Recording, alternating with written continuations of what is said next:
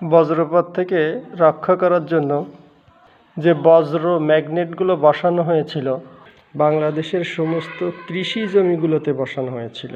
তার কারণ হলো এই কৃষি জমিতে বসানো হলো এর একটি মাত্রই কারণ, সেটা হলো যে কৃষকরা এই বর্ষার সময় কাজ করে, আর কাজ করার মুহূর্তে যদি বজ্রটা পড়ে তাহলে ওই যে ম্যাগনেটটাই টেনে নেবে এবং এই কৃষকের কোনো রকম কোনো ক্ষতি হবে না। এই সুদীর্ঘ পরিকল্পনাটা ছিল হচ্ছে ইংরেজ শাসনামলে বাংলাদেশের সমস্ত বিল অঞ্চলগুলোতে আমরা এই ম্যাগনেটের অস্তিত্ব খুঁজে পাই এবং দীর্ঘদিন ধরে আমরা এই যে বজ্রপাত থেকে রক্ষা করেছিল যতদিন এই ম্যাগনেটগুলো বিলে ছিল।